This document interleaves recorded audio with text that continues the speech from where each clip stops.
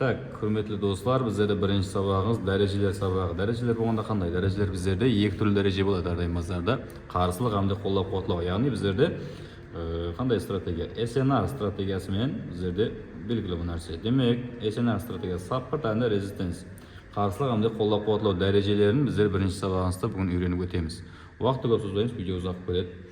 Так, дәреже табатын болсақ, сіздер үшін мәслихатым H4, H1 дәрежесінің негізінде таймфреймнен дәреже табылу керек. Бірақ қазірде сіздер енді сауда кірген уақытыңызда білемін, ондай бір $1000, кемі $500 сауда кірмейсіз, $15, $20, сонымен сауда кіретін болсаңыз, сіздерге таймфрейміңізді кішірейтуіңіз шарт. Неге? H4 таймфреймде сауда істейтін болсаңыз, сіздерде балансыңыз жетпейді $15-20. Демек сіздерде мәжбүри түрде таймфрейм қысқартылады. Ең төмені M1 таймфреймінде істеу қате, бұны өшірің, M1-ге өтпейсіз. Ең төмені M5 таймфреймінде сауда істесеңіз болады дәрежелермен. Одан кейінгісі M15 таймфреймдерінен істесеңізден болады. Орташа, егер балансыңыз кішкентай болатын болса, M5 һәм M15 таймфреймдерінен істең. Дәреже қалай табылады? Қай жерде болады дейтін болсаңыз, қараң, әстен сабақты диққатпен тыңлаң, ілтимас, асығып, өткері жіберіп, басқарыңыз ықман.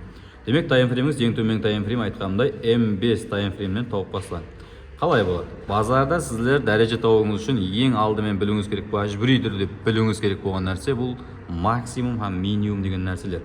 Максимум мен минимумды білмесеңіз, сіздер дәреже табуыңыз ұлма қиын болады. Демек, біздерде белгілі болады, базар өзінен өзі бір сызықпен, импульспен жүрмейді. Ол базар бір мәрте импульс, коррекция, импульс, коррекция, импульс, коррекция беріп жүретін болса, әрбір максимум мен минимумның пайда болатын жері ұсында. Демек, біздерде ең төменде, яғни минимум нұқтасы болатын болса, базардың минималный пәске түскен жері.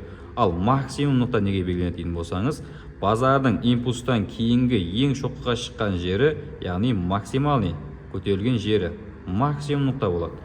Одан кейінгісі минимум нұқтаңыз болса, сенаның минимум пәсейген жері. Демек, ұстақылы давам ете бер. Біздерде максимум нұқта, одан кейін тағы бір максимум, минимум. Тағы максимум һәм минимум. Осы тағылыда базарда максимум һәм минимумлар давам етеді. Демек, бұларда біздер қалай табатын дейтін болсаңыз, дәреже керек дедік. Біздерге дәреже қандай болады? Екі дәреже бар біздерде. Біріншісі қарсылық дәрежесі деп айтылады. Екіншісі қолдап-қуатлау, яғни қолдау, поддержка дәрежесі деп айтылады. Қай жерде пайда болады? Егер базар мысал үшін бай кетіп баратып, әрбір максимумның һәм минимумның пайда болуында өзі я қарсылыққа ұшырайды, я минимумнан қолдап-қуатлауға ұшырап, базар жоғарыға давам етеді. Демек, біздерде қарам, ең апайым садда ұсылмен түсіндіремен, біздерде базар нешеде жүріпті? Соны көрің. По-моему, мына жерде жүрген болатын болса, 4050 деп бағалайды. Демек, 4050-де жүрген болса, осы 4050 деген сенаның үстіңгі тарифіндегі қайтылған жер, яғни ол максимум нұқта отырма сіздерге. Демек, сол жер сіздер үшін қарсылық нұқтасы, яғни базарды ізге қарап, төменге қарап қайтарып жіберген нұқта қарсылық нұқтасы деп айтылады.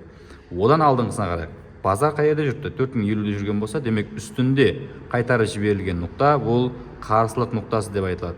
Төменде болатын болса, қай жерде бұл? Төмендегі минимумды алып қарайық. Демек, мына минимумды алып қарайтын болсақ, бұл минимум өзінен өзі жоғарғы әрекетін давам етпеген. Себебі бұл жерде сіздерге мүмкін болған қолдап-қуатлау дәрежесі болған. Демек, ол қолдап-қуатлау дәрежесін мына максимумнан алсаңыз болады. Мына максимумнан. Қараң, психология бар. Трейдингде қарсылық һәм қолдап-қуатлау дәрежесі әрдайым бірдей болып қалмайды. Олар өзгеру қабілетіне ие. Неге дейтін болсаңыз, мысалы үшін мына жер алдыңға жоғарыда түсіндіргендей бір мәрте не болған бұл жер? Қарсылық дәрежесі болған бұл жер. Қарсылыққа ұшыраған һәм базар төменге қарап тастаған ғой. Ал мына жерден болса поддержка, яғни күш алып базар жоғары қарап өзінің жолын давам еткен. Һәм барып мына жерде алдын бір мәрте қайтқан қарсылық дәрежесі бар еді біздерде.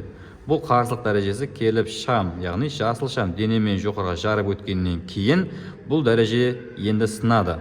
Алдын қарсылық болған болуы мүмкін. Енді бұл жер жоғарыға жарып өтіледі, һәм бұл жердегі айтқанымдай қарсылық дәрежесі наоборот тарапқа өзгереді. Яғни ол енді қолдап-қуатлауға айланып қалуы мүмкін, яғни саппорт белгілесеңіз болады.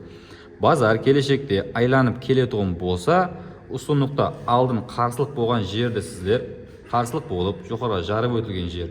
mustaqillikda zona qilib